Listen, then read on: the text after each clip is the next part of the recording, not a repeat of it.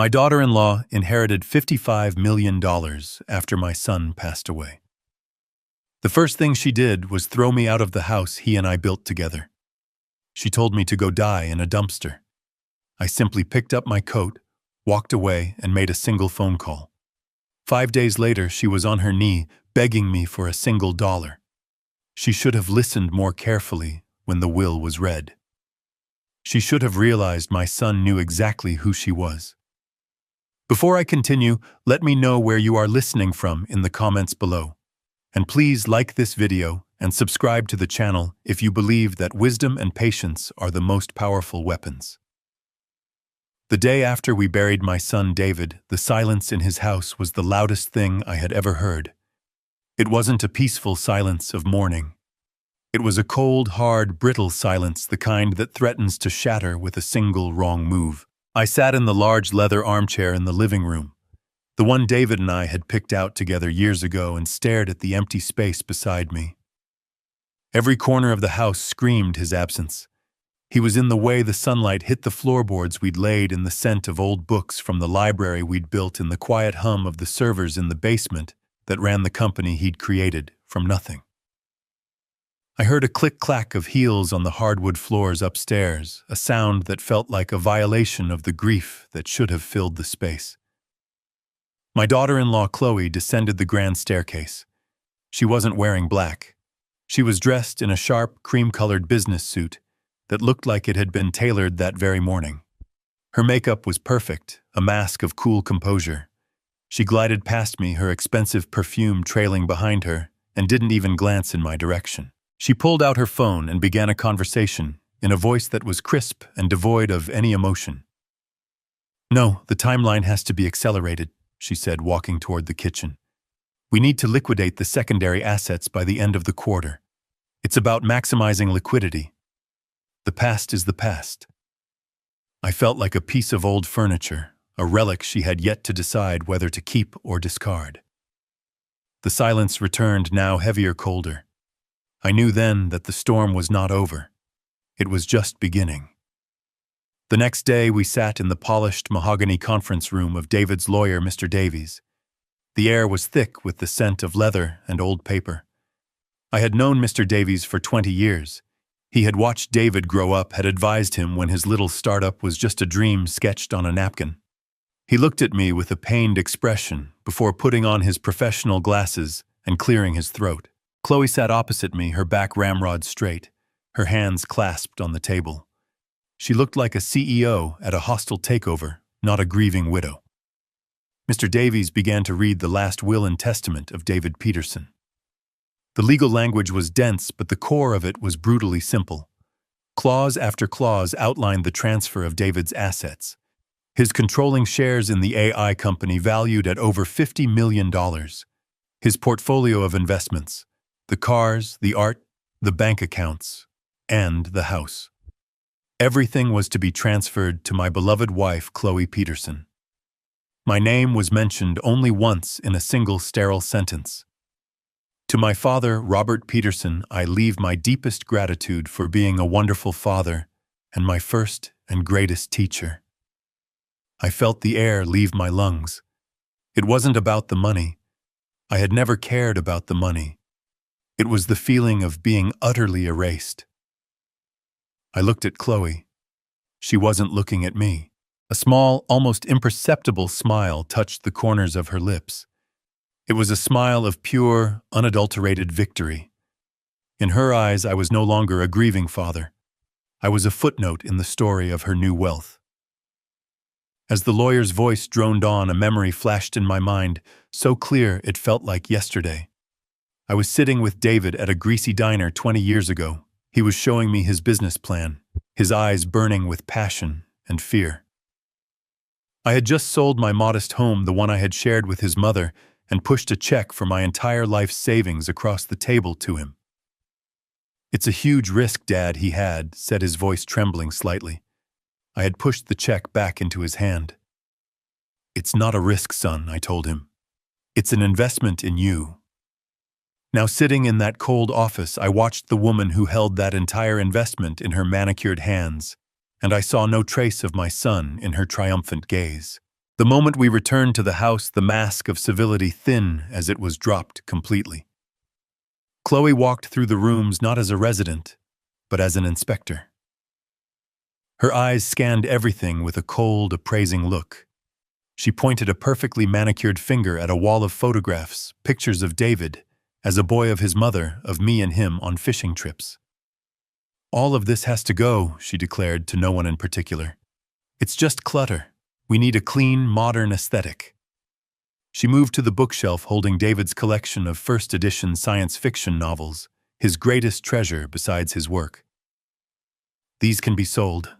I'm sure they're worth something." Her phone rang and she answered it on speaker, her voice booming with newfound authority. "Yes, it's all confirmed," she said, a laugh in her voice. $55 million, not including the property. I'm the sole owner now. Complete control." She said that last part while looking directly at me, a challenge in her eyes. She was marking her territory, making it clear that my time here was over. I wasn't just a guest in my son's home anymore. I was a ghost haunting her new property. And I knew with a certainty that chilled me to the bone that she was about to perform an exorcism.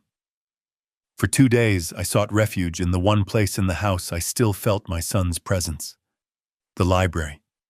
It was more than a room. It was a cathedral of our shared history. David and I had built the floor-to-ceiling oak shelves ourselves, our laughter echoing in the empty space as we worked. Every book on those shelves told a story. Not just the one printed on its pages, but the story of how it came to be there. A rare copy of Asimov I had found for his 20th birthday. A signed edition of a new author he had discovered and loved. His college textbooks with his notes scribbled in the margins. I spent hours there, running my fingers along the spines, straightening a crooked volume, feeling the quiet hum of his intellect, his curiosity, his soul. It was the only room Chloe hadn't yet touched with her cold, appraising gaze. I was carefully dusting a row of his favorite hardcovers when the heavy oak door was thrust open, slamming against the doorstop with a violent crack that shattered the peace. Chloe stood in the doorway, flanked by 2 men who seemed too large for the frame. They were dressed in workout gear with thick arms and impassive faces. They looked like demolition workers, not guests. Chloe, however, was dressed in expensive athletic wear, her hair in a tight ponytail. She looked at the room, not with appreciation, but with the dismissive eye of a developer looking at an old building before tearing it down. "All right, this is the space," she announced to the men, completely ignoring me. "As you can see, it's just dead weight. All this dark wood and old paper. It's depressing." She turned her gaze on me for the first time, and there was no warmth in it, only impatience. "Robert," she said, her voice sharp and clipped, "I need you to get all of this junk out of here by tomorrow. The elliptical and the weight machine are being delivered on Friday." I placed the book I was holding carefully back on the shelf, and my hands steady despite the tremor I felt in my chest. I turned to face her, keeping my voice level calm. "Chloe," I said softly, "this isn't junk. This was David's collection, his sanctuary. This room is the heart of the house. It's where his memory lives." I looked past her to the 2 men who shifted uncomfortably, avoiding my eyes. I was appealing to a humanity I wasn't sure she possessed. "You can have any other room. Please, just not this one." I wasn't pleading for myself. I was pleading for my son, for the preservation of the small part of him that still felt tangible, that still breathed in the scent of paper and ink. For a moment, she just stared at me, a flicker of disbelief in her eyes that I would dare to question her. Then a short, ugly laugh escaped her lips. "Memory, what good is memory? You can't liquidate memories, Robert." Her face, once a mask of cool indifference, began to twist into something genuinely ugly. The civility was gone. The pretense was over. This was the real Chloe, the one my son must have seen, the one he must have tried to protect me from. Her voice rose with each word growing louder, harsher, echoing off the silent watching books. I am so tired of you moping around this house like a ghost, touching everything, reminding me of a past. I want to forget. She took a step forward, her finger jabbing the air in my direction. This is my house now. My life, and you are not part of it. Then came the words. The words that would burn themselves into my mind forever. The words that would become the fuel for everything that came next. You are not welcome here anymore, she screamed, her face red with fury. Get out of my house, go die in a dumpster for all I care. She turned to the two silent giants beside her, her voice dropping to a low, vicious command. Get him out. Before I could react, they moved. One took my left arm, the other my right. Their grips were like iron. There was no malice in their actions, just a detached efficiency, as if they were removing a piece of unwanted furniture. I didn't struggle. The fight had already left me replaced by a profound, hollow shock. They guided me out of the library, my feet stumbling on the Persian rug. I had one last look at the room, my son's sanctuary, before the heavy oak door was pulled shut with a final, definitive click. The lock turned. I had been expelled from my own son's heart. The heavy front door slammed shut, and the sound echoed not like wood hitting a frame, but like a final judgment. I heard the sharp metallic sound of the deadbolt turning a sound that locked me out of my own life. I stood on the stone pathway, the manicured green lawn stretching out on either side of me. On the grass, looking absurdly out of place, sat my old leather suitcase. Chloe must have packed it herself, a final act of dismissive charity. I imagined her touching my belongings, her hands judging my worn-out sweaters and old books before stuffing them into the bag and having one of her hired men toss it outside like a piece of trash. The humiliation was a physical thing, a cold knot tightening in my stomach. The sky above was a uniform, unforgiving gray, the color of wet concrete. A cold wind began to stir, rustling the leaves of the great oak tree David and I had planted when the foundation of the house was first laid. Then the first drop of rain hit my cheek. It was cold. Another followed, then another, until a steady, miserable drizzle began to fall, soaking into the shoulders of my thin coat. I didn't move. I just stood there, letting the rain mix with the silent tears I hadn't realized were streaming down my face. I looked up at the house. Our house. I saw the bay window of the library, dark and empty. I remembered David insisting on that window, wanting a place where he could read with the morning light pouring in. I saw the stone facade around the entryway, remembering the weekend we spent setting the stones ourselves, our hands raw and our faces beaming with pride. Every brick, every window, every shingle was a memory. And now it was a monument to a broken promise. The cold rain on my skin seemed to wash away the years, pulling a memory from the depths of my heart with aching clarity. I was suddenly standing in a different yard, in front of a much smaller house 25 years ago. David was a teenager, all lanky arms and earnest ambition, helping me fix a broken fence post. His hands were clumsy but determined. I remember stopping our work and putting a hand on his shoulder. A man's character isn't what he owns, David, I had told him. The words feeling as true then as they did now. It's what he's willing to protect. His name, his honor, his family. David had looked from our modest little house to the horizon, his young eyes filled with dreams. He had smiled, a flash of the brilliant man he would become.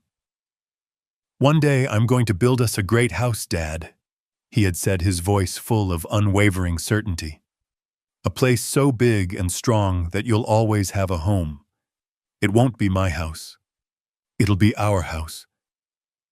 The memory faded, leaving behind an ache more profound than any physical blow. That promise. That beautiful, heartfelt promise from a son to his father. That was what Chloe had truly thrown out onto the lawn. That was what she had slammed the door on. The $55 million were just numbers on a page. The house was just wood and stone. But that promise was the sacred foundation of my life.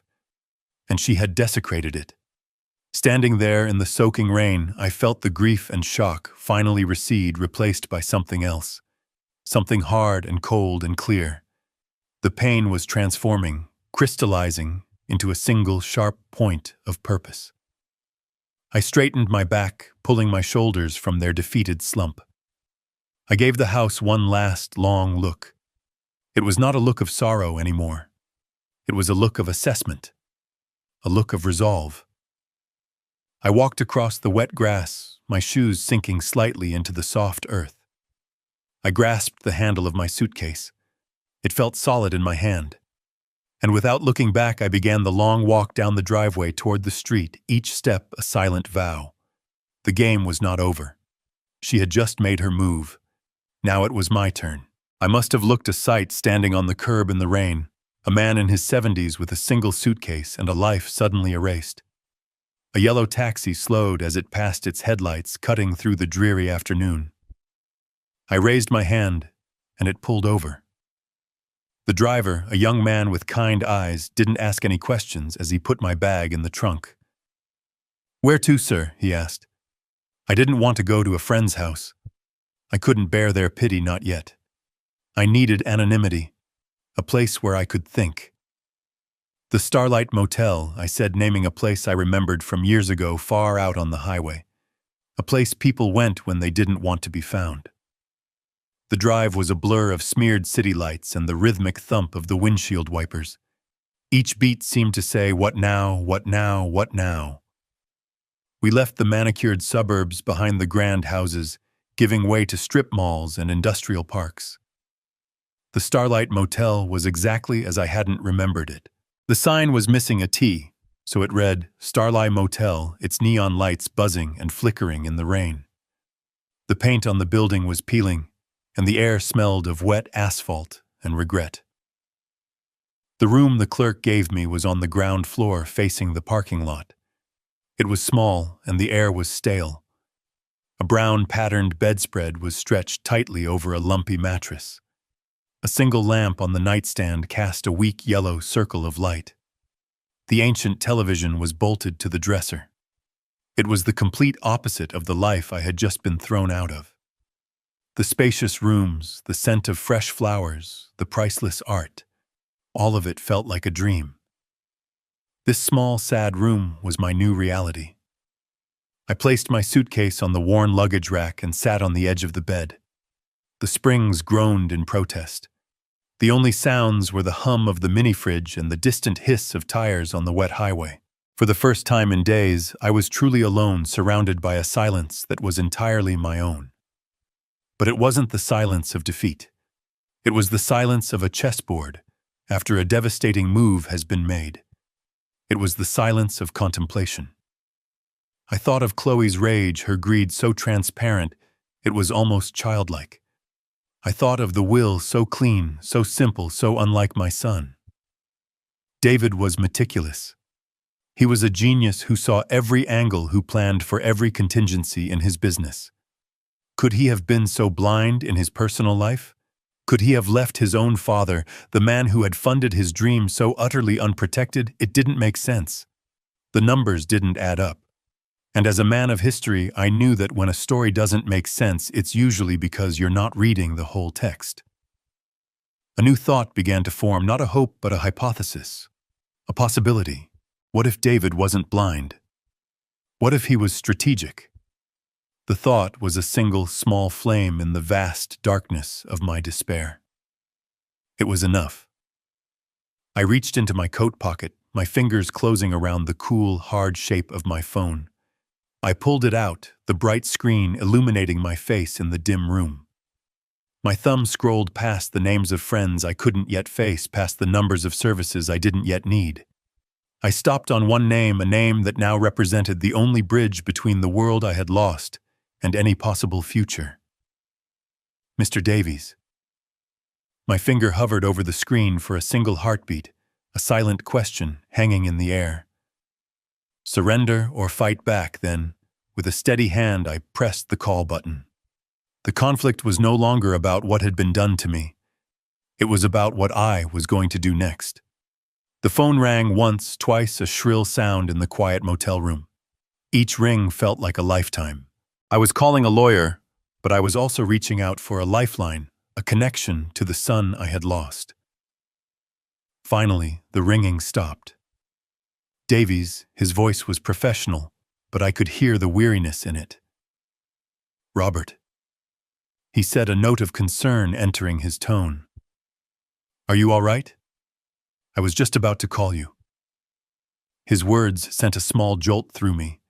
He was about to call me. He was expecting something. I took a deep breath, marshaling my thoughts, determined not to sound like a broken man. I kept my voice as steady and even as if I were delivering a lecture on the fall of the Roman Empire.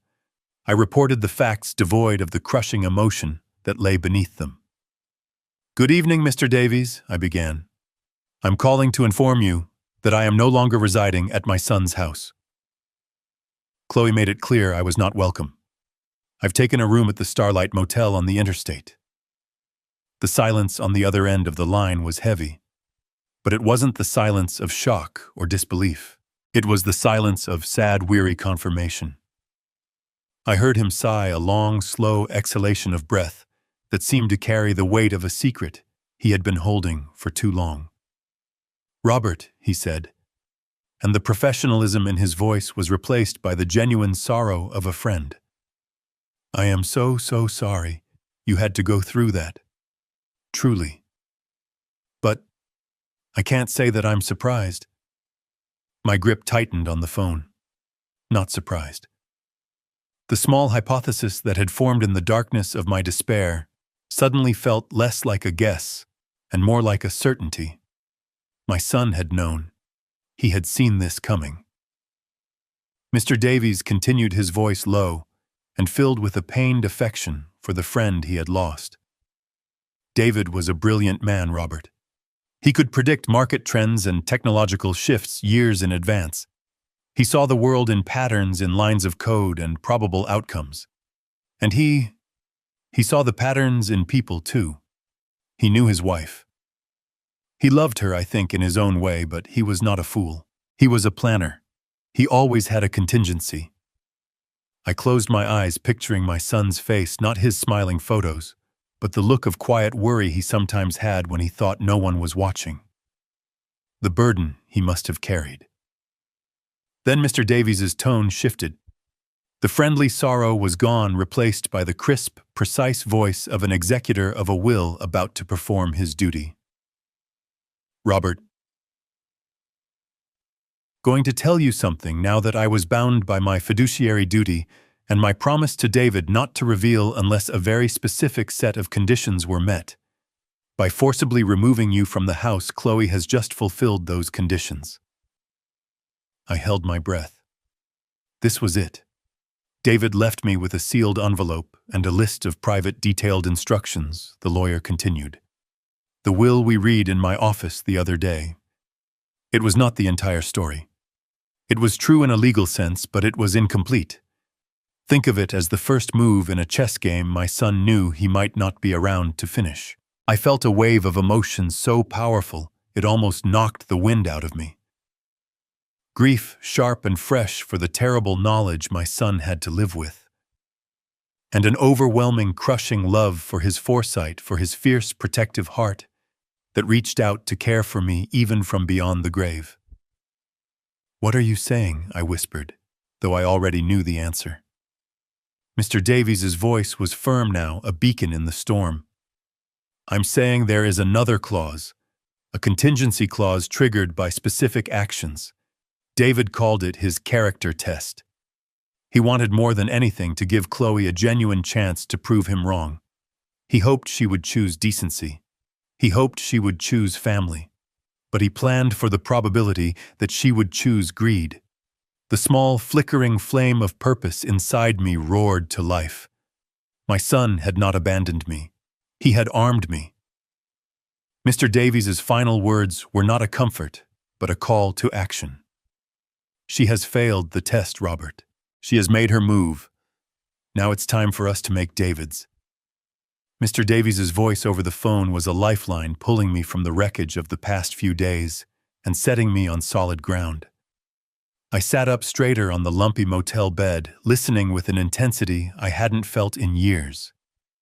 To understand what David did, the lawyer began his tone now that of a strategist explaining a brilliant campaign. You have to understand that he didn't write a simple will. He created a test, an ethical and legal stress test with his entire fortune as the subject. I could almost see my son in those words, the meticulous planner, the genius who saw every possible outcome. The document we read in my office, Davies continued, was the first part of that test. It was the bait. It was designed to give Chloe everything she thought she ever wanted, but it came with a single, almost invisible string attached. He paused for effect. That string was a legal concept called fiduciary duty. It's a term we lawyers use all the time, and it usually sounds like boilerplate. But David turned it into the entire key to the mechanism. I listened rapt as he explained the elegant, devastating simplicity of my son's plan. The will stated that the inheritor Chloe was entrusted with the entire Peterson estate, but it also contained one crucial, carefully worded clause. It said she was bound for a 30-day evaluation period to a solemn fiduciary duty to protect and uphold the welfare and legacy of the Peterson family. It sounds like a sentimental phrase, doesn't it? Davies said, a hint of admiration in his voice. But in the context of a will, it's a legally binding instruction. Family legacy doesn't just mean the money. It means the people, the history, the honor. It means you, Robert. The pieces began to click into place in my mind, forming a picture of my son's incredible foresight. When Chloe threw you out of the house, Davies explained, his voice turning hard as steel, she did more than just a cruel thing. She took a sledgehammer to the most important clause in the will. She proved in the most dramatic way possible that she had no intention of upholding the welfare or legacy of the family. She violated her fiduciary duty, and that violation is the trigger. He told me that this breach gave him, as the executor, the full legal authority to unseal and activate a second document, a sealed codicil to the will that David had left in his private safe. As Mr. Davies spoke, the dreary motel room around me faded away. I was transported back 3 months to the last quiet evening I had spent with my son. We were in the library, a comfortable silence between us. David had been staring intently at his laptop, his brow furrowed in concentration. He looked up at me suddenly, his eyes tired but clear. There was a weight to him that evening, a weariness that went beyond work. "Dad," he had said, his voice quiet but serious, "if anything ever happens to me, I need you to trust what I've built." I had thought he meant his company, the algorithms, the patents. I had put my hand on his shoulder and told him I always would, but he shook his head slightly. "No, not just the company," he clarified, looking back at his screen, full of what I now realized must have been legal documents. "I mean the system I built to protect you." I hadn't understood then. I thought he was talking about firewalls or financial arrangements. I didn't realize he was forging a shield of law and love around me. Now, in this lonely motel room, his words were the clearest thing in the world. He had been preparing for this very day. I came back to the present, my heart aching with a mixture of immense grief and profound pride. My son was gone, but his brilliant mind was still at work, still protecting me. "So what do we do now?" I asked Mr. Davies, my voice no longer trembling. It was the voice of a man with a mission. "Now we follow David's instructions to the letter," Davies replied, his voice all business. And his instructions were very clear. We do not confront her. We do not reveal our hand. David's plan was more elegant than that. He knew that true character is revealed not when it's challenged, but when it thinks no one is watching. He laid out the next steps. "Chloe believes she is one of the wealthiest women in the country. We need her to believe that with all her heart. But when she tries to spend that money to liquidate those assets to exercise that power, she will find that the doors are all locked." He explained that he would use his legal authority as executor to place temporary holds on everything, citing standard procedural delays, estate valuations, and tax assessments. It would be a death by 1,000 paper cuts. She would be a queen with an empty treasury. She will grow frustrated, then angry, then desperate, Davies said. David knew she had no patience. He designed the trap to prey on her own worst instincts.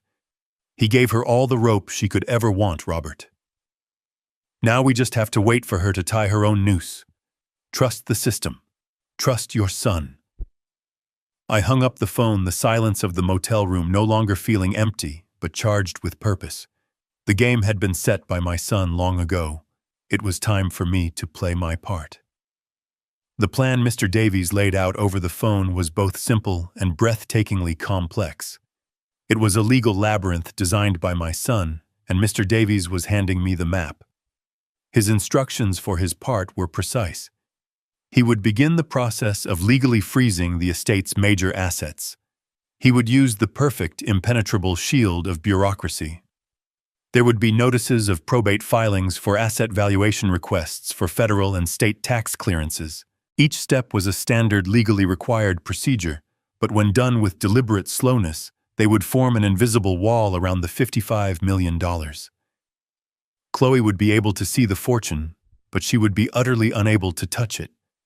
It would be like a starving person staring at a banquet through a pane of unbreakable glass.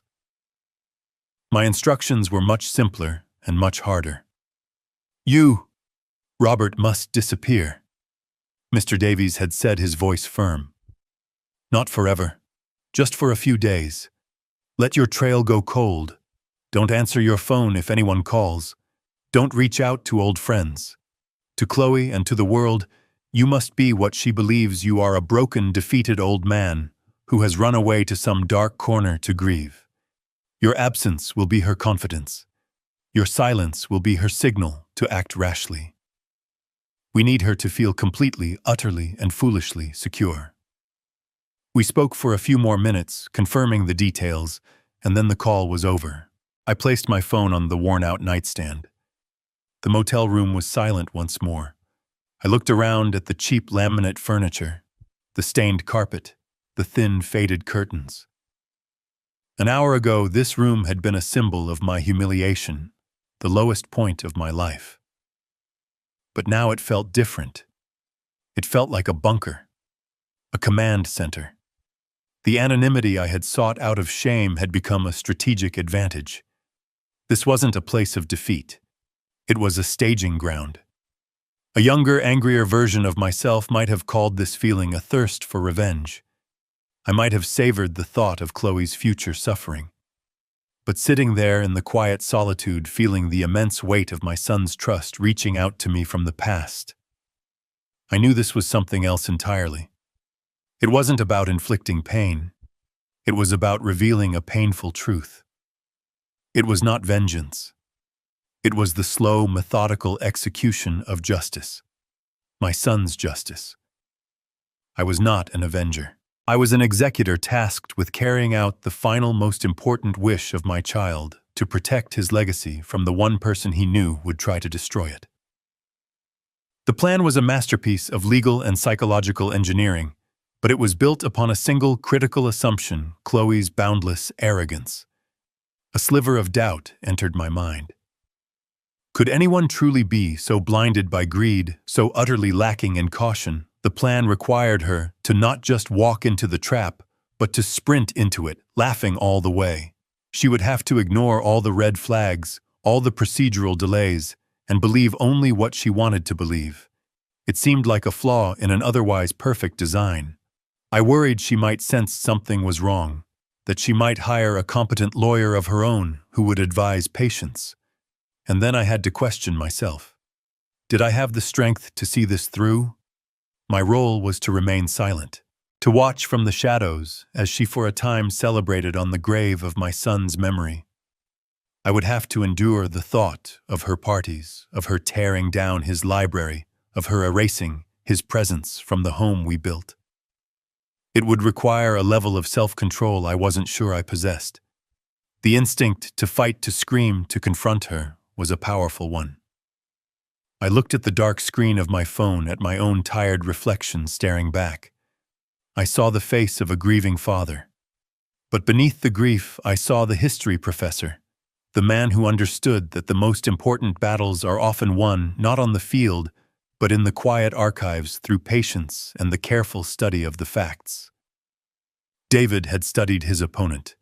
He had laid out the strategy. He trusted me to execute it. I would not let him down. Reaching out with a steady hand, I pressed and held the power button on my phone. The screen flickered and went black.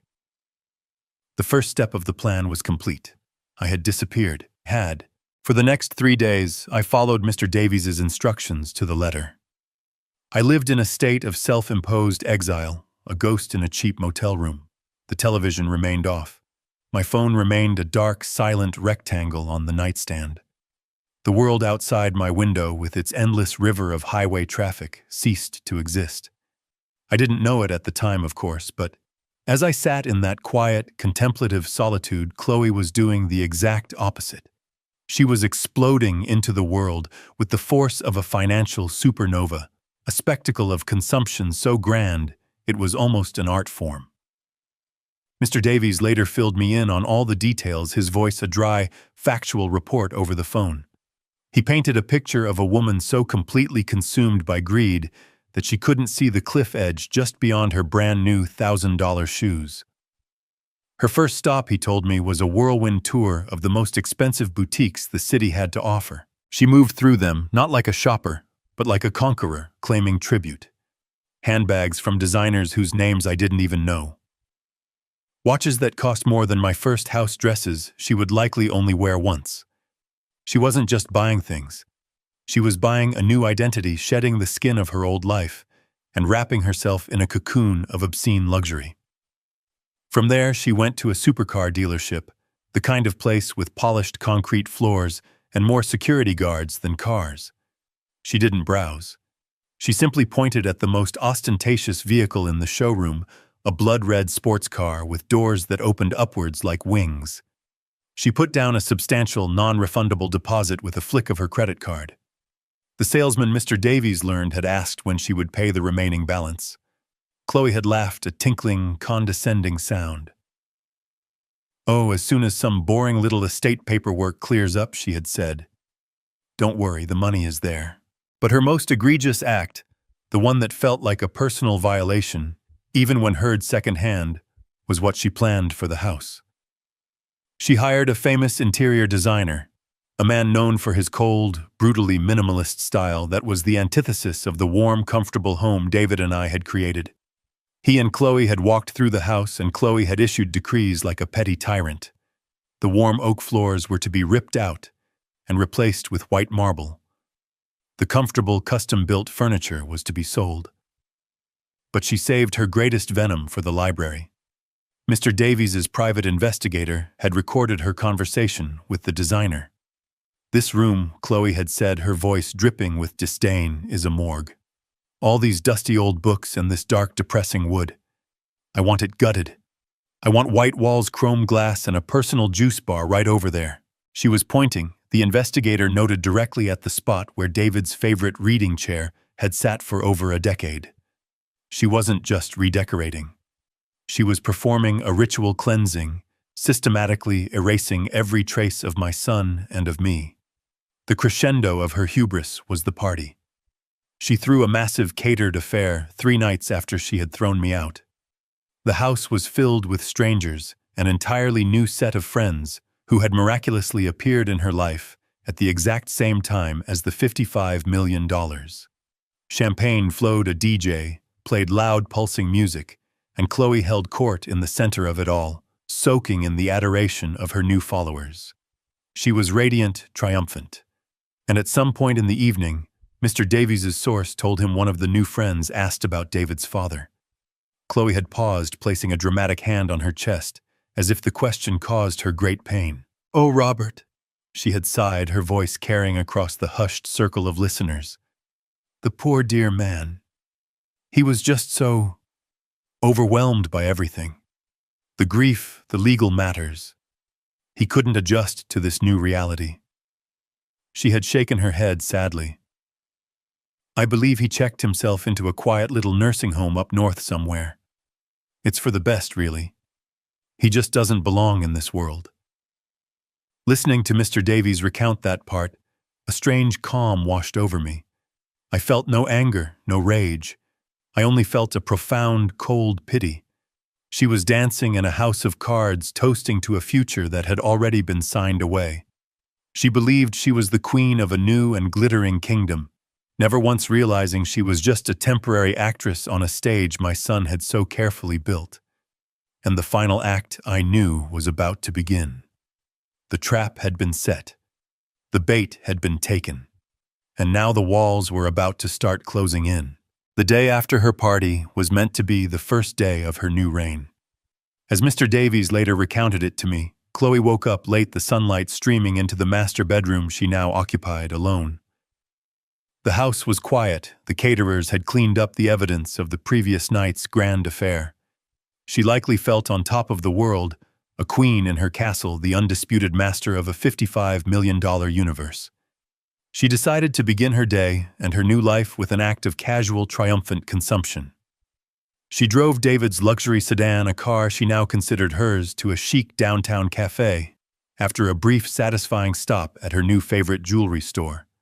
It was there, surrounded by the quiet clinking of porcelain and the murmur of the city's elite, that the first crack appeared in the foundation of her perfect world. After ordering a ridiculously expensive coffee and a pastry, she presented her new black credit card, the one linked directly to the main estate account. The barista swiped it. A moment passed. He swiped it again. A small, polite frown appeared on his face. "I'm sorry, ma'am," he said, his voice low enough to avoid a scene. "It's been declined." Chloe laughed, a sound of pure disbelief. "That's impossible," she said, her voice a little too loud. "Try it again." He did. The result was the same.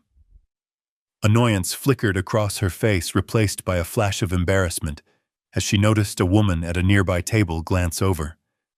She handed him a different card, also linked to the estate. It too was declined. Flustered, she paid with the last of the cash in her designer handbag and retreated to her car, her face a mask of cold fury. She immediately called the private banking line. The representative who answered was impeccably polite, which only seemed to fuel her anger. "Yes, Mrs. Peterson," the banker said after a moment. "I see the issue.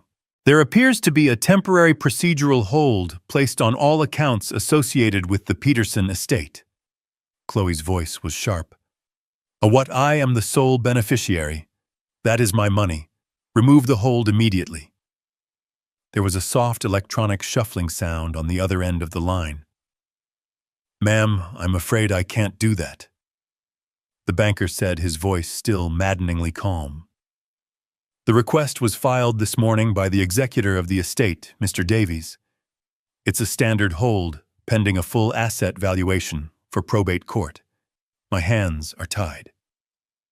Chloe sat in her car, the engine silent, and stared at the glittering storefronts. For the first time, a cold tendril of real fear snaked its way into her heart. She drove home, her mind racing. When she walked through the front door, her phone was ringing. It was the celebrity interior designer. His voice, usually so fawning and effusive, was clipped and annoyed. "Chloe, darling," he said, dispensing with pleasantries, "there's a bit of a problem. My demolition crew arrived at the house this morning to begin work on the library, but they were turned away. We were served with a legal notice, a temporary injunction on any structural alterations to the property filed by the estate's executor." He took a breath. "My crew bills by the hour, darling, and right now they are billing me for doing absolutely nothing." "What is going on?" Chloe sank onto a pristine white sofa, the phone feeling cold against her ear. She was surrounded by the walls she wanted to tear down, but an invisible, more powerful wall had just been erected around her. Before she could even formulate a reply to the designer, another call came through. It was the car salesman from the Maserati dealership, and the cheerful deference was gone from his voice. It was now the voice of a man who wanted his money. "Mrs. Peterson," he said, his tone all business. I'm calling about the final payment for the Gran Turismo. As we discussed, your deposit holds the vehicle for a 72-hour window. We're now at hour 75.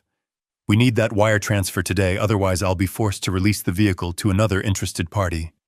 And as per the contract you signed, the deposit is non-refundable. The sports car, the ultimate symbol of her new status, was about to vanish. Every pillar of her new life was crumbling one by one in the space of a single morning. That was when the panic truly set in. Her confident rage dissolved into a frantic, cornered fear. She had only one move left. She dialed the number for Mr. Davies's office, her thumb jabbing at the screen. The moment he answered, the dam of her composure broke, and a torrent of furious, terrified words poured out. "What have you done?" she screamed into the phone. "Why is my money frozen? Why can't I touch anything? This is my house. You work for me. I am the estate. You can't do this to me. I will sue you. I will ruin you." On the other end of the line, as Mr. Davies later described it to me, he simply held the phone a few inches from his ear and waited for the storm to pass. When she finally paused to take a breath, he spoke, his voice the calm, unshakable center of her hurricane. "Mrs. Peterson, understand your frustration. However, as I am sure you can appreciate, the final settlement of an estate of this size is a highly complex process." "Standard procedure," she shrieked. "There is nothing standard about this. I assure you." "Mrs. Peterson." He continued, his tone maddeningly professional. "Every action I have taken is a perfectly standard and legally required step to protect the assets of the estate during the probate period. I am simply following the letter of the law." She screamed again, a raw, frustrated sound of a spoiled child being denied what they want. She was beating her fists against an invisible wall, a wall built of procedure, of legality, of my son's brilliant, patient design. After a final incoherent threat, she slammed the phone down. She was trapped. Trapped not by bars or locks, but by the very system she thought had given her everything. She was a queen in a gilded cage, and my son, through the calm, steady hand of Mr. Davies, had just quietly and irrevocably turned the key. 5 days. According to the updates I received from Mr. Davies over the motel's crackling landline, that's how long it took for Chloe's new world to rust. The invisible walls he had erected had done their job perfectly. Her life, which had seemed so boundless and glittering just days before, had become a gilded cage. The unpaid invoices from the party caterers and the DJ were now arriving with angry red notices demanding immediate payment. The interior designer had sent a scathing email and a bill for his wasted time. The car dealership had called one last time to inform her that her deposit was forfeited and the red sports car had been sold to someone else. Her new wealthy friends, the ones who had toasted her name with her own champagne, suddenly became impossible to reach. Her calls went to voicemail, her texts were left unread. The silence in that vast, empty mansion must have been deafening. She was the queen of a paper kingdom, and a slight breeze had just blown it all away. Her first reaction, Mr. Davies's investigator reported, was a frantic, desperate search for me. The power dynamic had flipped so completely, it was almost poetic. The woman who had ordered me to go die in a dumpster was now scouring the city for the very man she had discarded. Her desperation, I imagine, was fueled by a last flicker of her arrogance. She likely believed that if she could just find me, she could bully or threaten me into calling off the lawyer and releasing her money. She drove to the homes of my old friends, men and women she had always treated with dismissive contempt. But at every door, she was met with polite, firm denial. "I'm sorry, Chloe, we haven't seen Robert. No, he hasn't called." Each closed door was another reflection of the one she had slammed in my face. She, the new millionaire, was the one being turned away. She, the master of the house, was the one who was no longer welcome. By the afternoon of the 5th day, her anger had burned itself out, leaving behind only the cold, gray ashes of desperation. Every avenue was a dead end. Every call was a failure. She was utterly and completely powerless. There was only one place left to go, one person left to appeal to. She had already tried screaming at Mr. Davies. This time she would have to try a different tactic. Humility, or at least a performance of it. As she made her way to his downtown office stripped of her bluster and bravado, she must have felt the true weight of her situation for the first time. She was a $55 million heiress who couldn't afford to pay a parking meter, and that is what led her finally to the quiet wood-paneled waiting room of Davies, and Finch. Mr. Davies had called me at the motel that morning. His voice was calm, but I could hear a note of finality in it. "Robert," he had said simply, "it's time. I think she's ready to listen." He had sent a car for me, and I had put on my best suit, the simple navy one I had worn to my son's wedding. I had been sitting in that waiting room for about an hour, not with anxiety, but with a profound sense of calm. I was not a victim waiting for an apology. I was a father about to carry out his son's final wishes. I was reading a book on Roman history, the familiar weight of it in my hands, a comforting anchor. The door to the waiting room opened softly. I didn't look up immediately. I finished my paragraph first. Then slowly I lowered my book. She was standing there hesitating on the threshold. She looked nothing like the conquering queen from the will reading or the raging fury from the party. Her expensive clothes were wrinkled. Her perfect hair was in disarray, and her eyes were wide with a fear she could no longer conceal. She looked lost and small. Her eyes scanned the room, likely looking for the receptionist, and then they found me. They locked onto my face, and in that instant I saw it all happen. The confusion, the shock, and then the dawning, sickening horror of comprehension. The realization that this wasn't a series of unfortunate bureaucratic mistakes. It wasn't a problem that could be fixed. It was a plan. A meticulous, perfectly executed plan. And the quiet, insignificant old man she had thrown out into the rain like a piece of trash was sitting at the very heart of it. I watched the cascade of emotions ripple across Chloe's face. It happened in a fraction of a second, but for me it felt like an eternity. First, there was simple confusion, the kind you see when a familiar room has been inexplicably rearranged. Then a flash of pure, undiluted shock as her brain finally processed the impossible fact that I, the ghost she had exorcised, was sitting right there in front of her. And finally, that shock curdled into a deep primal fear. The look of a chess player who has just realized they have been in checkmate for the last 5 moves. The desperate pleading speech she had likely rehearsed all the way to the office died on her lips. The arrogance, the anger, the fury, all of it evaporated, leaving behind a raw, trembling panic. "Robert," she whispered, her voice barely audible.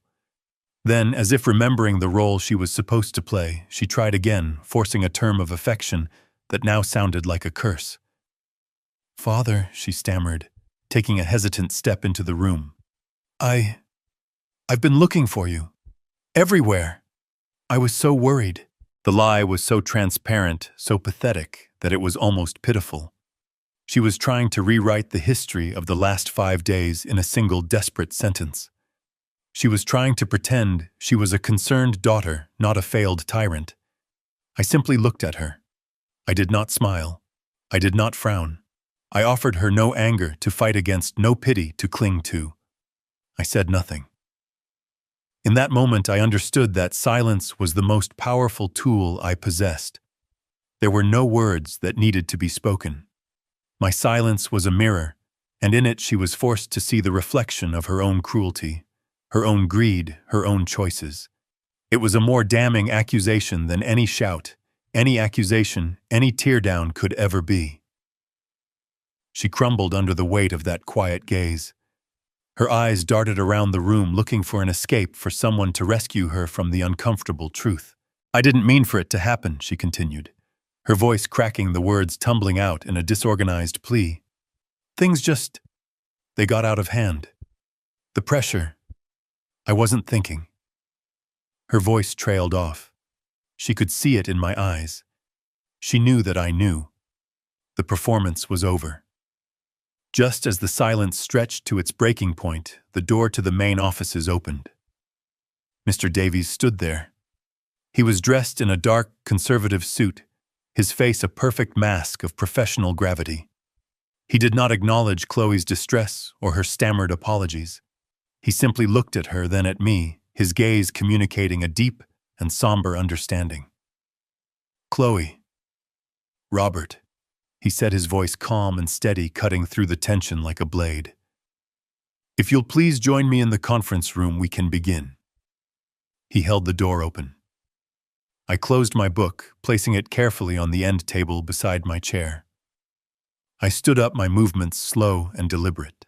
I was not the stooped, defeated man who had been shoved out into the rain. I felt a lifetime of quiet dignity settle on my shoulders. I walked towards the conference room. After a moment's hesitation, Chloe followed. She was no longer a queen leading a procession. She was a defendant being led to the dock. The 10 steps from the waiting room to that conference room felt like a multitude. With every step, the last vestiges of her power seemed to fall away. I was no longer the man she had thrown out, and she was no longer the woman who held the world in her hands. We were simply a father and a daughter-in-law about to face the final, unalterable truth of my son's legacy. And I was ready. We sat at the long, polished conference table. Mr. Davies was at the head, a position of calm, quiet authority. I was on his right, and Chloe was on his left, a vast expanse of gleaming mahogany between us. The air in the room was still and heavy like the air before a thunderstorm.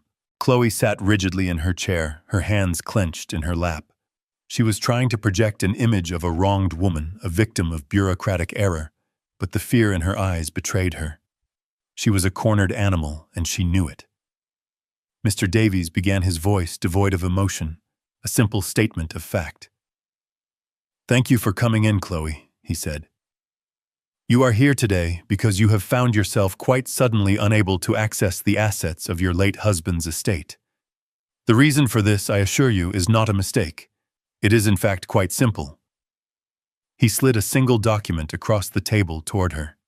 It was a copy of the will that had been read just over a week ago. "If you recall," he said, his voice even and measured, "this document appointed you as the primary beneficiary and steward of the Peterson estate. But it also, in Section 2, bound you to a specific legally enforceable fiduciary duty."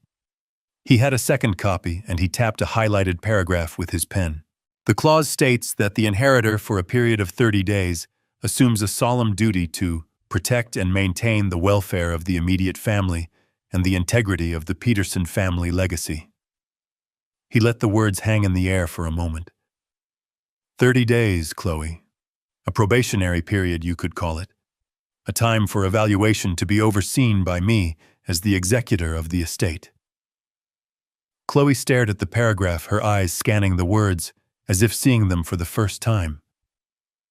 I could see the confusion warring with her rising panic. Mr. Davies continued, his voice relentless in its calm precision. 5 days ago, on the afternoon of September 17th, you committed a profound and irreversible breach of that duty. He slid a second, much thinner folder across the table. It landed softly next to the will. This is a sworn affidavit from your father-in-law, Robert Peterson. It details how you forcibly ejected him, the only other living member of the immediate Peterson family, from the home. It states that you instructed him to, and I am quoting directly from his statement, "go die in a dumpster." Hearing my own story recounted in that sterile legal setting, hearing her ugly words repeated back to her, felt like a final, somber validation. Chloe flinched as if he had struck her. The last of the color drained from her face. She looked from the folder to me and then to Mr. Davies, her mouth opening and closing silently. She had no defense. There was no lie she could tell that would be more powerful than the simple, documented truth. Mr. Davies leaned forward slightly, his gaze unwavering. You see, Chloe, this first will wasn't just a legal document. It was a question. A question my client, your late husband, needed a definitive answer to. And the question was this. Were you a worthy steward of his life's work? Were you a worthy protector of his family? I watched her as the terrible truth began to dawn. She wasn't a player in a financial game.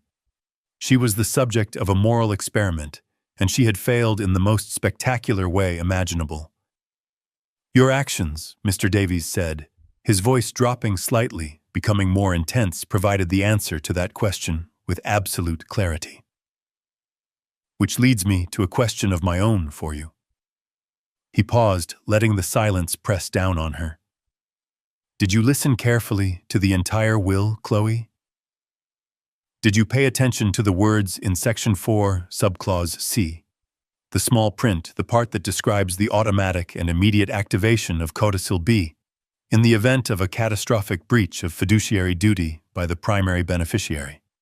Her face was a blank mask of uncomprehending horror. She had heard only the $55 million. She had heard only the house. The rest had just been noise. Mr. Davies reached into the leather briefcase that sat beside his chair. I watched him, my heart beating a slow, steady rhythm. He didn't pull out a thick legal binder or a stack of papers. He pulled out a single, elegant, cream-colored envelope. It was sealed with a circle of dark blue wax impressed with the Peterson family signet ring, the one I had given David on the day he graduated from college. The lawyer placed the envelope in the exact center of the polished table. It sat there, a quiet, unassuming object that held the power of an earthquake. Chloe stared at it as if it were a venomous snake. Mr. Davies folded his hands. "This codicil, Chloe, legally voids the document we read last week in its entirety. This," he said, his voice resonating with the final, unassailable truth, "is David's true and final will." Mr. Davies took a small silver letter opener from his desk set and slid it carefully under the blue wax seal. The sound of the paper tearing was a sharp final rip in the silent room. He unfolded the single sheet of paper it contained. I saw my son's familiar, clear handwriting, and my breath caught in my chest. David's true intentions were not buried in pages of legal jargon. They were stated with a clarity that was both loving and ruthless. Mr. Davies placed the paper on the table and began to read, his voice the calm, steady instrument of my son's final command. "This is Codicil B to the last will and testament of David Peterson," he began. "Activated this morning by the authority granted to my executor. It hereby renders all previous versions of this will null and void. The disposition of my estate is as follows." He looked directly at Chloe, whose eyes were wide with a terror so profound it seemed to have stolen her breath. 1, Davies read, "All my assets without exception, including all shares in Peterson AI, all financial portfolios and the residential property at 114 Willow Creek Lane, are to be transferred immediately into a newly formed, irrevocable trust to be known as the Peterson Legacy Trust." He paused, letting the weight of the words sink in. 2. The sole trustee, manager, and administrator of the Peterson Legacy Trust will be my father, Robert Peterson. I felt an immense, humbling weight settle on my shoulders. A duty. A purpose. 3, Davies continued, his voice unwavering. "The primary mission of this trust will be to fund and oversee the David Peterson Tech Scholars Foundation, a charitable entity dedicated to providing technology and engineering education and scholarships to underprivileged children, a cause my son cared about deeply." And then he came to the final provision. He looked at Chloe once more before reading it. 4. To my wife, Chloe Peterson, the trust will provide a monthly stipend of $2,000. He let that number hang in the air, a pathetic fraction of the millions she had tasted. This stipend is contingent upon her maintaining verifiable full-time employment. She will be permitted to reside rent-free in the guest cottage on the property. Any violation of these terms or any decision to cease working will result in the immediate and permanent termination of all financial support. It wasn't a punishment of pure poverty. It was in its own way so much worse for her. My son wasn't leaving her to starve. He was sentencing her to a life of ordinary, honest work, a life of responsibility, the very kind of life she had married him to escape. The color had completely vanished from her face, leaving a pale, waxy mask. She shook her head, a tiny, almost imperceptible motion, as if trying to physically deny the reality of the words she was hearing. The $55 million empire, the sports car, the parties, the power, it had all been a fantasy, a week-long dream, from which she was now having the cruelest awakening. As Mr. Davies neatly folded the single sheet of paper and placed it back in its envelope, the finality of the moment struck her. A small, choked gasp escaped her lips.